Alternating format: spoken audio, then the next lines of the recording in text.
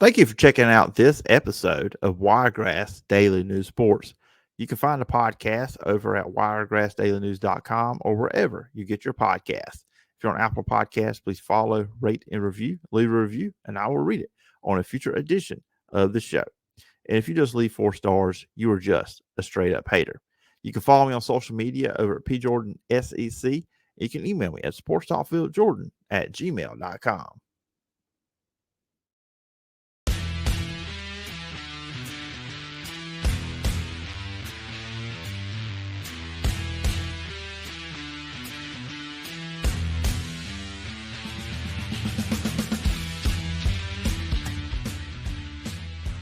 What's up, everybody? Welcome in. Happy Tuesday.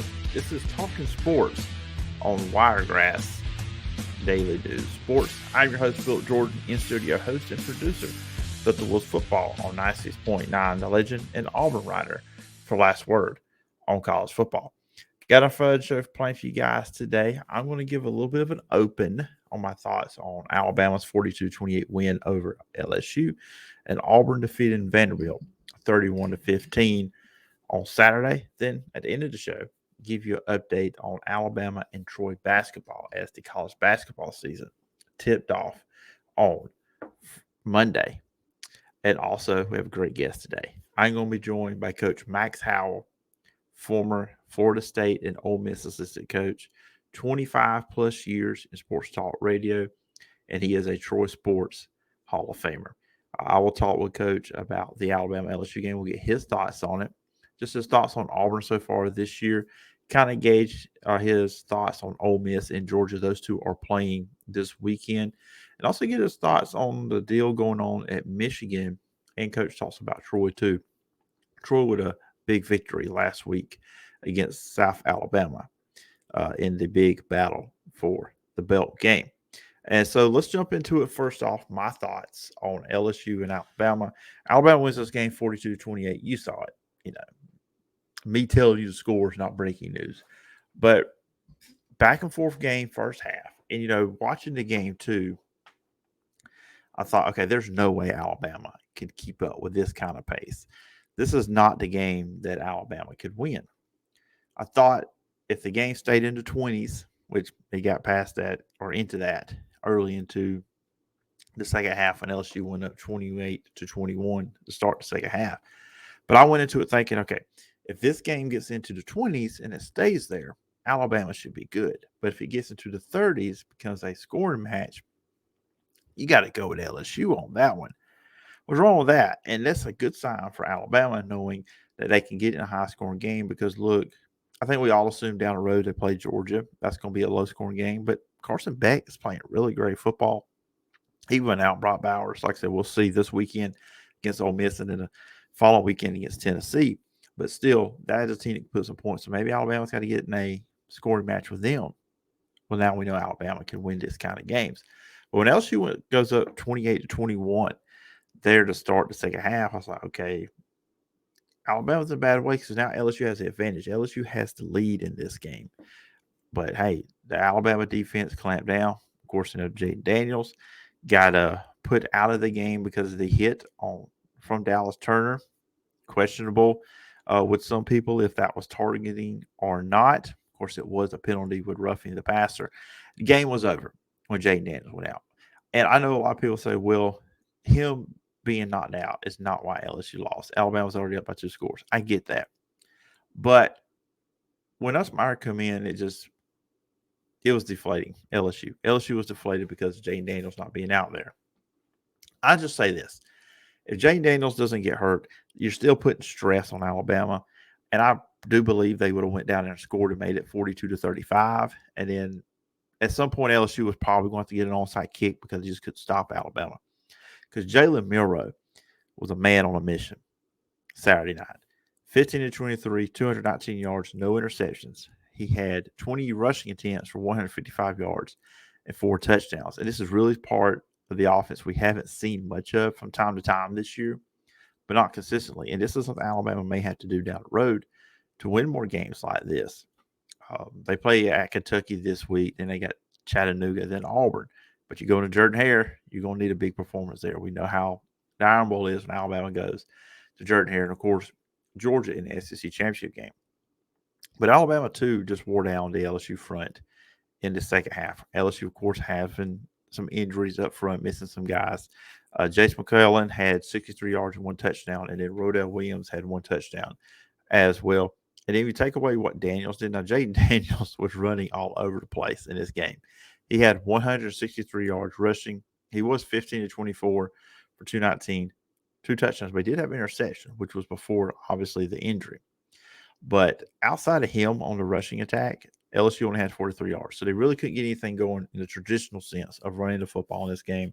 It was Jaden Daniels when stuff broke down because Alabama was playing man defense, and there was just some opportunities. There were some spots in the defense where Jaden Daniels was able to exploit that.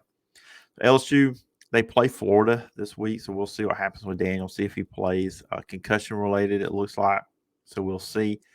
If not, it'd be Nussmeier. I think they beat Florida with Nussmeier quarterback, and for Florida, they had a loss against Arkansas. They're 5-4. They're not looking to go to 5-5 because they have a tough stretch here at the end because they still got LSU, they've got Missouri, then they got Florida State to close it out.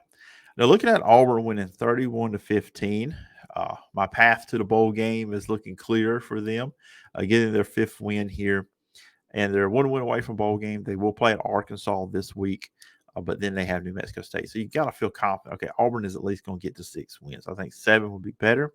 You can go into Iron Bowl on a 4-game winning streak in your home. Big game for Jarquez Hunter in this one. He had a 67 and 56-yard rushing touchdowns in the first quarter. Auburn up 14-0.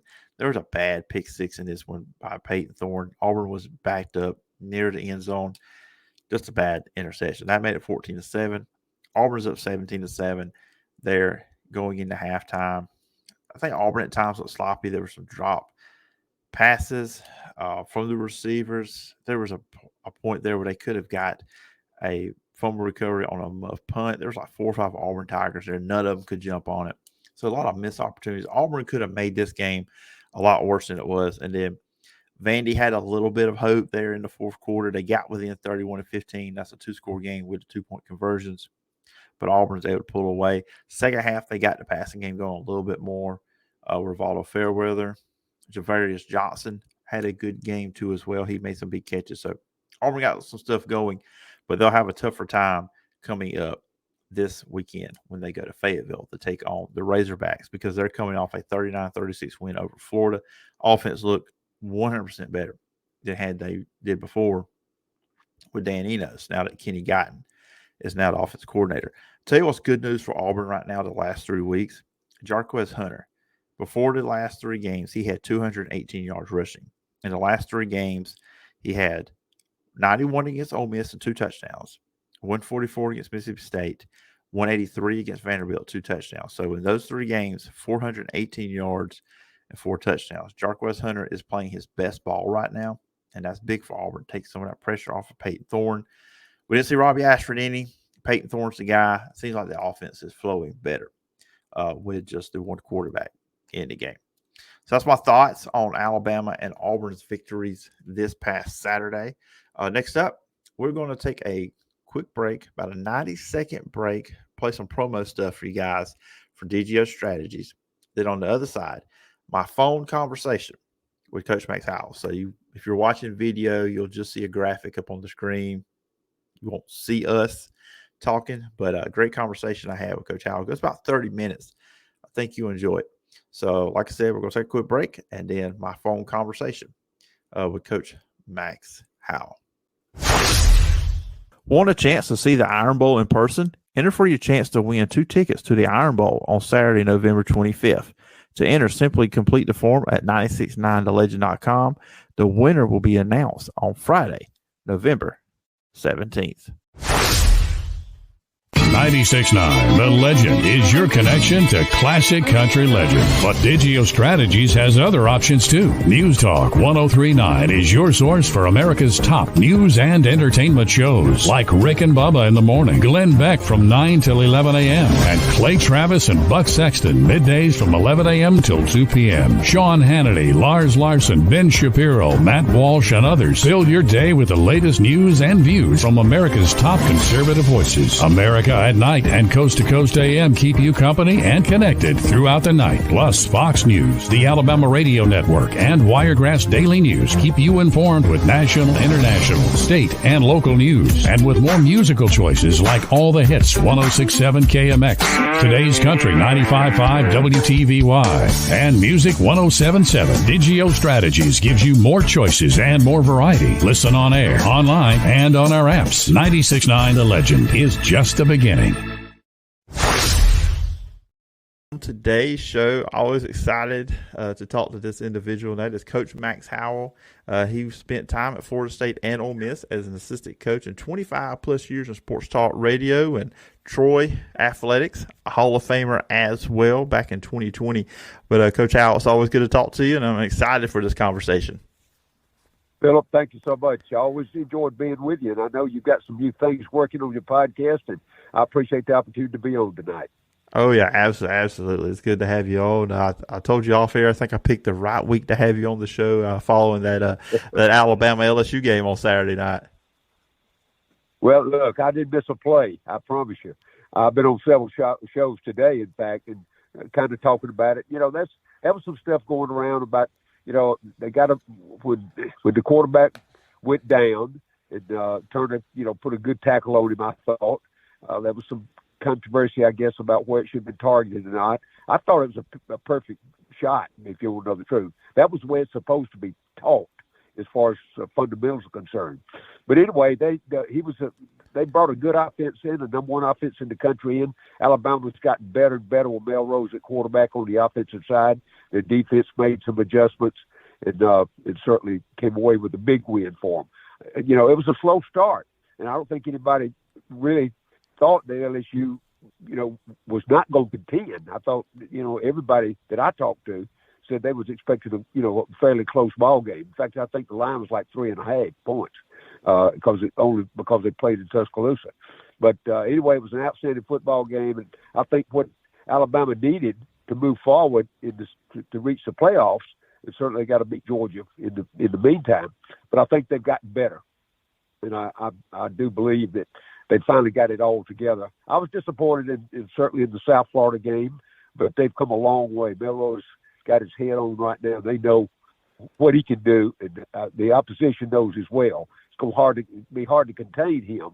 If they're going to play pass defense, he's going to run it. They're going to crowd the line, and he's going to throw it deep on them. So hats off to him. A great win for Alabama. You know, what's interesting to me with the Alabama defense, when you look at like 3 of their 4 last couple of games, you look at the LSU game, they only gave up 7 points. I mean, I know, yes, Jaden Daniels went down, but even at that time, they had stopped the LSU offense a couple times and even got an interception on them.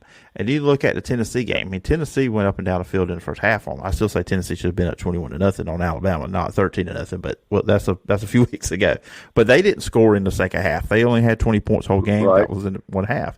And you look back at the A&M game. A&M had 17 points at halftime. They only scored 3. Now, the Arkansas game was kind of reverse of that. Slow start for Arkansas. They came back second half. But the adjustments Alabama's making defensively in the second half, it's been really impressive. Yeah, well, Kevin Steele's an experienced coach. I think a lot of people kind of, raise eyebrow because Kevin, he's not as old as I am, but he's close. But he's been around a while. And don't forget, he was with Coach Saban back when Coach Saban first came to Alabama for a year or two. So he was familiar with what Coach Saban wants. They got great athletes there.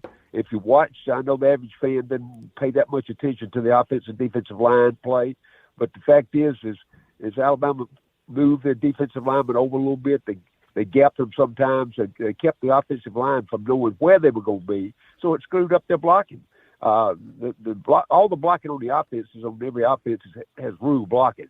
If the guys lined up nose on you, you're going to take him one way or get a double team. If he's on either shoulder, you're going to take him that way, or whatever the case may be. and Alabama was cheating over just a little bit on either side of that guard and tackle, and sometimes when they run an even front with a nose tackle, they moved the front around. And the difference is they started off, if you recall, they started off rushing 3, and they had an option on that outside linebacker for 4, but they went to an odd man front several times in that second half, and that really screwed the blocking up for LSU. Yeah, it did. Of course, that helped. Jaden Daniels. I mean, just say about him. I mean, I've been impressed with him all year. I mean, if LSU actually had a defense, maybe he'd be up for the Heisman. Be a little bit more talk about that. But what's been your thoughts on him? Of course, like we talked about, he got knocked out of the game there in the fourth quarter when they were down 42-28. Just looking on the LSU side of things, just from the quarterback there with them, Jaden Daniels. What's been sticking out to you with him? Well, I mean, when you got a quarterback that's going to run that much. And I put Alabama in that situation now because I think that was inevitable that Alabama had to get their quarterback up to care. But LSU right now, Daniels is a great quarterback, but he's not built to run that way. Look at his physical structure. I mean, you get a quarterback that's going to try to break the pocket half the time, and he did that about 35 or 40%. He broke the pocket more and got great gains out of that. But he's going to take a lick occasionally, and his body style is not built for that. I mean, he's 6'1", 6'2", 180, 190 pounds, where Melrose is 6'3", 230 pounds and runs a 4.4. There's a difference in the physical aspect of a kid that can do that.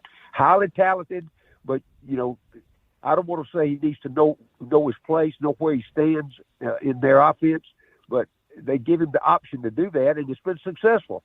But I guarantee you're going to run against some teams, and players like the Turner kid at Alabama, he's going to knock you on your rear end. And that's what he did, and you see what they did. Without him, and I hope he's not, I hope he goes through the concussion procedures and he's okay. But you're going to risk that when your quarterback runs like that. Yeah, and watching him play this year, and I'll say this, a criticism I would have of him is he doesn't really slide. He does take on hits when he's running. There needs to be an awareness that, okay, I've got what I can get out of bounds or slide. Very because true. I'm not valuable to my team if I'm sitting on the sideline in the tent. Very true. See, I said the same thing until they started running Bill Rowe at Alabama, mainly because Alabama's got 2 quarterbacks behind him. Phillip and all friends can't play at that level. I mean, we saw them try to play them, and they can't win at that level. Milroe was the guy, but I think if you watch what he does, he's improved so much in this past 4 or 5 weeks that he knows where his receivers are, and he knows what the blocking up front is. And if you notice, he picks those holes to run in. And of course, I've been a guy that's really been controversial about Alabama's left tackle, number 74. I know he's a freshman, but that guy can't move his feet. And they moved him around. They try to slide him outside a little, try to move him up close to the guard, try to protect the quarterback. But the defensive ends on the defensive side, whoever they play, can outrun him every time. So he's had to step up in the pocket. But if you notice, when he breaks, he most of the time breaks it right off that left tackle because the left tackle moves out of the way and that defensive end is gone. So everybody else is in pass coverage. So they've got it figured out. I mean, they practice those kinds of skills at practice every day, and based on what the opponent's going to give them. And and it's certainly come together, and it's certainly working. But best of luck, LSU's. They've lost 3 now, so they put pretty well out of it. Alabama's still got 1. Alabama's got to go to Kentucky, and I think Kentucky's already peaked. I think they've done their where they go. I believe they got Chattanooga next, and then of course Auburn. But Auburn's got their problems too. Yeah, so let's jump into Auburn. And you said they have their problems. Just overall, what's been your viewpoint or your grading of Hugh Freeze so far this year? Well, I mean, he absolutely inherited 0. He had nothing, no players. He brought in 42 or 43 players off the portal and tried to build a team around that. And that's okay if you've got something to build, a core to start with. He didn't have that at Auburn. That last staff up there, I mean, I can tell you some things that they did and didn't do. I got good friends in the high school ranks in Alabama about their recruiting. They went rarely. They never went out on Friday nights looking at high school kids. They were just there going through the motion. And Coach Freeze has turned every program he's ever been to around, but most of the time he inherits something. But here, in Auburn, he inherited nothing. They tried the 2-quarterback system, and that's worked occasionally for them. They've won. They really done better, I think, than most people thought they would, based on what he inherited. But they got three ball games left, and it's going. If they can get one of the three wins out of there, he's got something to build on. I think after this, I guarantee you, every Sunday when he breaks that tape down, Phillip, he's scratching those kids off based on the ones that he's not going to keep and the ones he's going to have to go after, or positions he's got to go after at the portal in the winter. So it'll be a whole new football team on the field next year as well. If the fans are going to have to tolerate it for a year or two, because I don't know why there wasn't more outrage from the Auburn fans and how they selected that other staff that was there and the athletic director, because that was a complete disaster to that program. It's going to set them back 3 or 4 years at least before they can get back and be really competitive in the SEC. Yeah, even before the season, Hugh Freeze talked about when he arrived at Auburn, he said this is not what an Auburn roster should even look like. That's right. And I've seen people, and I'm in Facebook groups and people on Twitter and all that other stuff, and you see some Auburn fans, especially when they lost 4 in a row, which I think most people would look at those 4 games they lost. When the season came in, said, okay, I could see Auburn losing those. Maybe not the way some of them went, especially the LSU game got ugly, but still you could say, okay, I could see 3 or 4 when you've got Ole Miss, Georgia, LSU, A&M in there. But anyways, right. And you're right. And I see a lot of people talk about, well, Brian Harsin had more success his first year. I said, yeah. You got Bo Nix and you had Tank Bigsby and you had some NFL guys on defense. He don't have that. I tell people, right. You think Hugh Freeze would take Bo Nix in a heartbeat over anything he's got at quarterback right now. Yeah, so is the NFL. Yeah. Don't take him. I guarantee you. Look, he's almost single-handedly rebuilt Oregon, to where they are very competitive right now. So, again, Harsin inherited that, remember. Gus Malzahn recruited those guys that came to play. And I wasn't a huge Gus fan, but Gus put a competitive football team on the field every year. And Harsin never did that. It was so drastically different from anything Auburn's probably ever seen in the history of their program, going from, a program that had been successful as it has historically, bringing a group. I know it from Boise State. I know been other coaches come out of there and all that, but this guy had a whole different approach to the game. Never went out on Friday nights to recruit high school kids. Thought it was Auburn. They were just going to show up. Evidently, he knew nothing about the SEC, how competitive it is, particularly in recruiting. And they did, they lasted 2 years, and I'm surprised they lasted that long, to tell you the truth. Yeah, I think a lot of people were after that first year, especially the way it ended after Bo Nix got hurt. That's right. And just looking at this team, too, of course, it seems like they finally, it took over half the season, but they settled in on Peyton Thorne. I feel like he's played better since he's pretty much been the guy at quarterback, not rotating in and out, him and Robbie Ashford. Still has some signs because Vanderbilt had the pick six near around the end zone.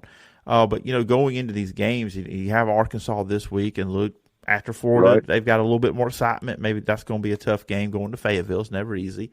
And then you got New Mexico State. Look, no one expects them to beat Alabama, but we also know when Alabama goes to Jordan Hare, it's not probably one of Nick Saban's funnest things for him to go do is go play Auburn there in that stadium. But you look at that, if you could get to 7-5, win your bowl game 8-5, that's got to be a win in year one. Oh, yeah, I don't think there's any doubt. But I think back to Alabama going to Auburn, I think it's by far Coach Saban's best coaching year.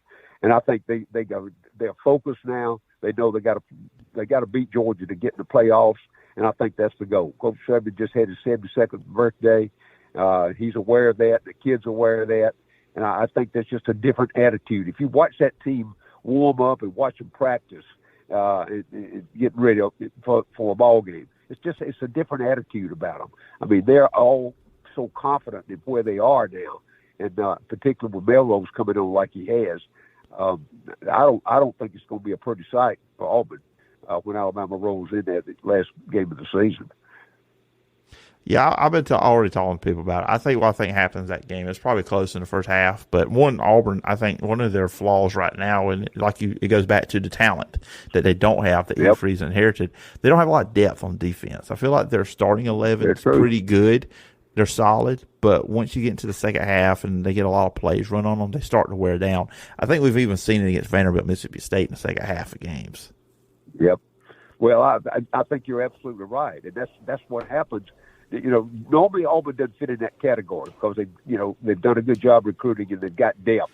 But that's what happens to schools like South Carolina and Kentucky and Mississippi State. And most of the time, Ole Miss has been in that same category. They can get 25, 28 players that can play. But if you're going to win in the SEC, you mark this number down. You're going to have 40 players that you can rotate in and out and not miss a beat. If you don't have that, you're not going to win a championship. I've done it too long. I've looked at the numbers for years, and I've charted it, and that's the number I come up with every time. Right now, only Georgia and Alabama's got that. Missouri's close. They played fairly well, I thought, against Georgia this past weekend. I'll be honest with you, Phillip, I forget Missouri's in the SEC. I don't keep up with them very much. I really don't. But they played well this year. People forget, and I'm one of them, that, the first 2 years they were in the league, they were right there playing for the championship against Auburn when they first came in. But they've been down for several years now. But they got it. They brought the coach in from Appalachian State, and he's done a good job with the recruiting and basically going to the portal and finding players that can come in and fit his system. And we see what they've been able to do. But back to Auburn, that's what Hugh Freeze will do, and he'll have to do that. But he knows how to do that. He's rebuilt too many programs around the country to not know how to put up a team together to win at Auburn.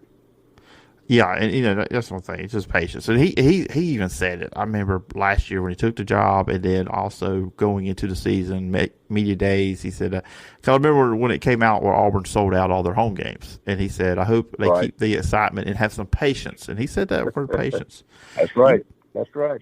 You brought up Georgia and Missouri. This is the second year in a row Missouri tested them, and you mentioned, Missouri's got some talent. I mean, they've got a solid quarterback, Brady Cook. Luther Burden is one of the best receivers in the country, and they've got a solid running back too as well.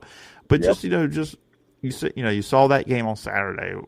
What else is about it at Missouri? You think that kind of these last 2 years they've been able to give Georgia some trouble? Well, Georgia. You go back and look. Georgia's schedule, everybody in the country knew was extremely weak this year. And I think when you got as much talent as Georgia got, those kids watch those tapes on Sunday. And I did it too long to tell you that those kids make up their mind on Sunday afternoon who they're going to play against. And they understand that, hey, we're better than they are. Our talent's better than they are. I can beat my man every time. And that's the attitude. I don't care what kind of practice you have during the week. You can't get that as long as you show them the game, the last 2 or 3 games they played, and they come away with every film with that attitude in their mind, they aren't going to play very well. I mean, particularly when you're Georgia, like Alabama's the same way, you're going to get the best shot, from whoever you're playing. And I guarantee you, Georgia thought that against Missouri, and Missouri went in there, and gave them a run for their money. Now, if they didn't learn their lesson, they may get shocked when they go to Tennessee, because Tennessee's going to give them all they want. I can guarantee you they are. Of course, and then I expect Georgia to win that one, and I expect Georgia to play Alabama in the SEC championship game, and of course the winner goes to the playoff.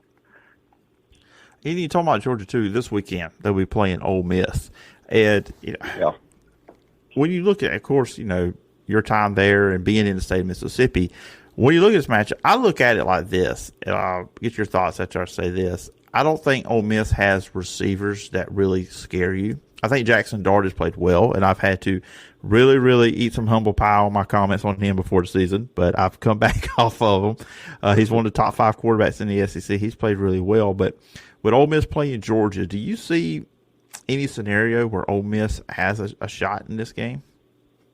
I think the game planning is going to be the most important.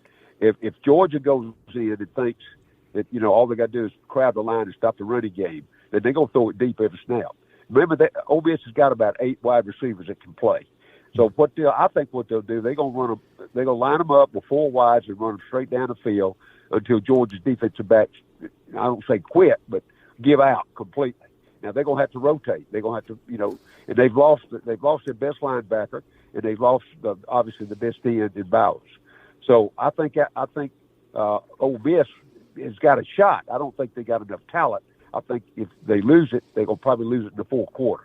But we've seen Ole Miss come back against a lot of good teams and throw that football. And you look for them to throw that thing about 40, 45 times against Georgia. Because I don't think that Ole Miss's offensive front is not good enough to knock them off the ball. So they'll try to get them loosened up a little bit. And Dart will try to run some out of there. And it'll be dangerous for him to get knocked out over there, because Ole Miss. I had them at 10-2. And they got 1 loss now, and I think they'll lose to Georgia, and I think they beat Mississippi State at the end. So 10-2 won't get them in the playoffs, but it'll get them a New Year's Day bowl. And I'm gonna tell you, having been on that staff over there, Phillip, I'm telling you, if they could win 9 or 10 every year, Lane Kiffin can stay. They'll build a statue to him. They gave him $1 million raise last year, and he didn't win but 8. But he, remember he was 7-1 going into toward the end of the season. He lost four in a row over there. I don't look for him to happen. I look for him to get beat Saturday. I think it'll be fairly close. Georgia opened up, I think, 11.5-point favorite in that game. I think the line went out today. But the fact is, and they probably can cover that. But I think Ole Miss will play them hard, and I think I like what I've seen, what Kiffin's done. Kiffin is the best fit for Ole Miss. I'm telling you, people think he's weird. He's got a lot of cranky habits and that stuff. Ole Miss people love it. I mean, he brings his dog on the sideline of the game. They play games. They play games on the practice field with the kids and all that kind of stuff. He coaches loose, really, and the kids love that. So, and they'll play hard for him, I can tell you. They know really well what they're going up against Georgia, and I don't think they'll lay down. I think they'll play hard, but I don't think they got enough talent to beat Georgia. Yeah, you talked about Jackson Dart. Flip over to Georgia. I think it's been a very impressive first year for Carson Beck. He's second in the SEC in passing yards. And honestly, when they lost Brock Bowers, I was kind of wondering, because you could obviously tell me, just look back at the Auburn game in the fourth quarter. Brock Bowers, that was his safety net. That's the guy he was going to. Didn't you take that away? What is he going to do? But what's been your takeaways from Carson Beck, the Georgia quarterback? Well, let's don't go with Carson Beck. Let's talk about Mike Bobo. Mike Bobo is the new offensive coordinator. Mike's lost 3 jobs, was fired 3 times before he got back to Georgia. Graduated from there. He's done a really good job. He spent 3 years under Munkin. After Munkin went back to the NFL, Kirby decided to move him up, to offensive coordinator. I had questions about that from day one, along with the new quarterback and Carson Beck. But if you watch it, Carson Beck's got better every week.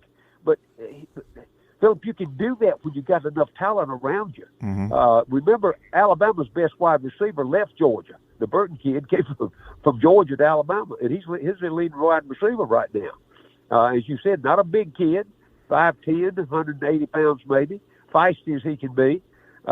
May have a little attitude problem, but he's doing what Alabama expects out of him. And I just use that as an example. They've got talent over there that's just, look, it's overflowing at almost every position. The only problem I had was the schedule this year, and they tend to play down to their schedule. They didn't run away. They didn't run away with Auburn. They didn't run away with most schools that they played. But the fact when they got, like Kentucky was 5-0 when they came in, they hammered Kentucky. And, of course, they did Florida, which Florida not a big ball team either. But we'll see when they go to Tennessee. Tennessee's got good talent, good wide receivers. They're going to throw it deep on them. We'll get a little glimpse of that this week with Ole Miss, but Tennessee's got better wide receivers than Ole Miss has got. And I'm not sure the quarterback situation. Joe Milton is 6'4", 225, 30 pounds, and they got him now where he can pull it down and run. So, it's a lot of pluses and minuses toward the end of the season. But you know what? That's why they play them on Saturday. And that's why we're in the SEC. And I get a look. I don't talk to anybody. I don't answer the phone. I stand in front of my television. I got a split screen, and I can watch 2 games at once if I choose to. And I coach some of them by hollering at the script when they line up wrong.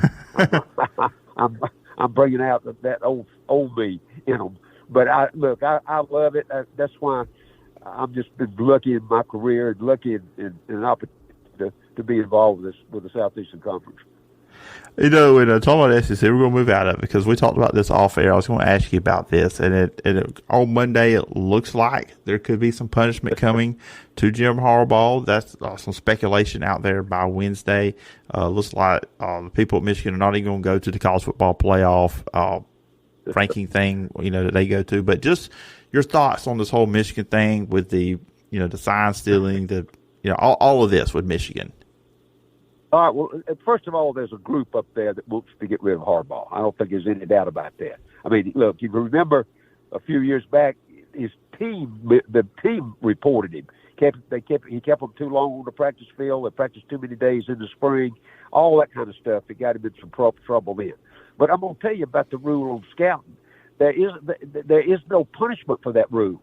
He's suffering from the court of public opinion, and whoever the group is that's manipulating that is going to probably try to get him suspended.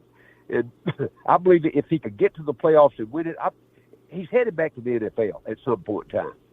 He came out of the NFL with a great record, and I think that's where he probably needs to be. But the 3 games that he was suspended from at the beginning of the season, I couldn't tell the difference the way the team played when he's there. To tell you the truth. So, what if he is suspended? Just put the assistant head coach in there and go ahead. They got a pretty good football team. Their schedule's been about as weak as Georgia's. But my opinion is let the guy play. Let him play it out this season. If the turmoil is too great inside the program at Michigan, they need to work a payout for him and let him go back to the NFL.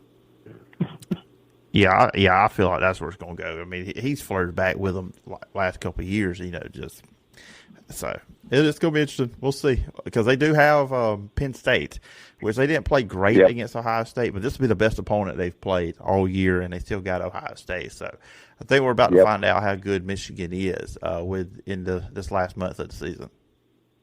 Very true. And then, of course, that's, for the Big Ten.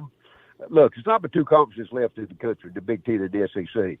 So, we get a chance. I turn into some of those games occasionally, and I'll certainly do my best to watch when Ohio State and Michigan plays this year because Michigan got them last year, first time in, 13 to 14 years that they beat them. So, there's a lot on the line. I don't think that one of those teams is going to make it to the playoffs, and whichever one goes undefeated will get there. So, we'll see, not this Saturday, but next Saturday when they play. Yeah, it's going to be interesting. It's going to be a big Saturday this weekend. And, Coach, it's been fun having you all talking all things SEC, just college football in general. I always appreciate the time, and I always enjoy your insight on the game, and your expertise in it. But is there anything else I didn't touch on that, with college football going on that you'd like to talk about?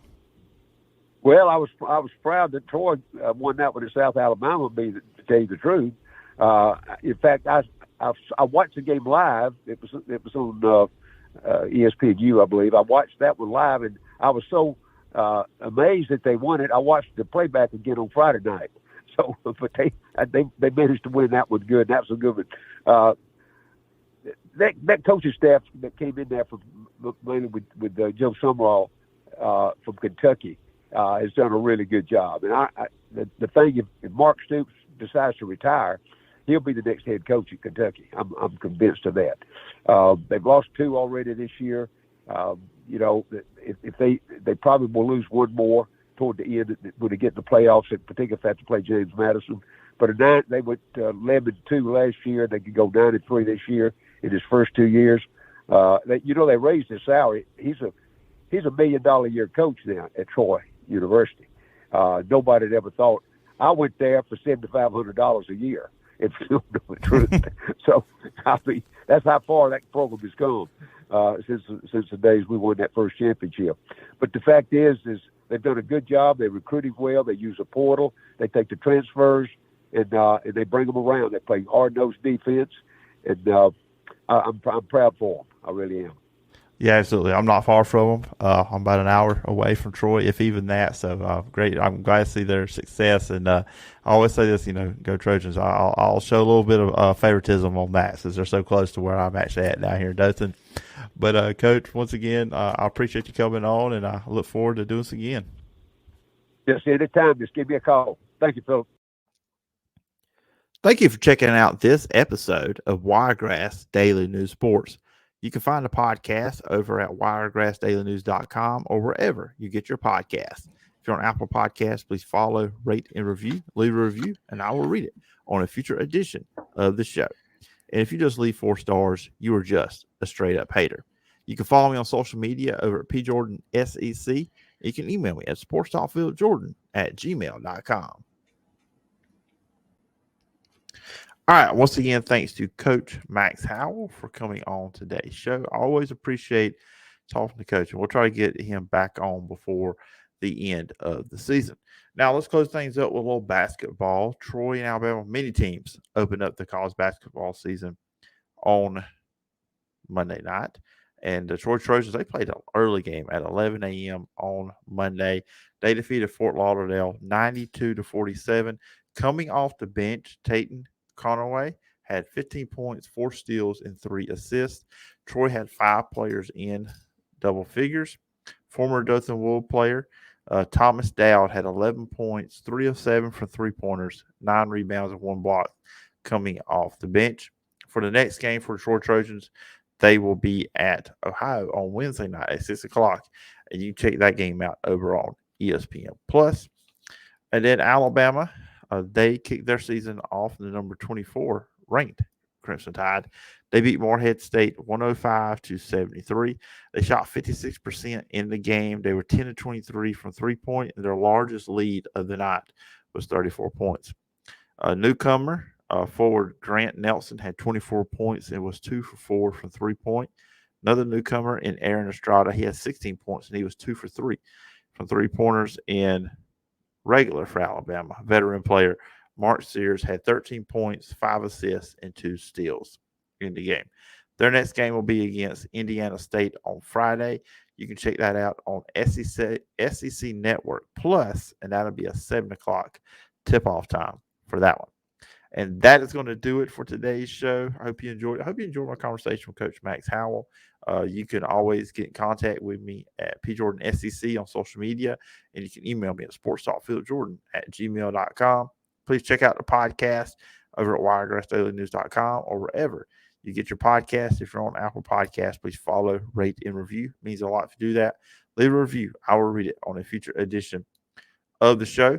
You can also check out on Mondays the Wiregrass High School Football Report, the Jed Kennedy Coaches Show on Thursday night, and the Dothan Wolves postgame show right after Dothan Wolves playoff game this Friday against Mary Montgomery. So a lot of content here on the feed, and we're kind of doing things change a little different. So just kind of let you guys real quickly, I'll review basically what I just said. You got the Wiregrass High School Football Report on Mondays. You got the Jed Kennedy Coaches Show and the Dothan Wolves postgame show. Everything else is labeled as Talking Sports with yours truly. So, plenty of content trying to come out to you most days during the week. But anyways, I appreciate y'all checking us out, and continue checking us out.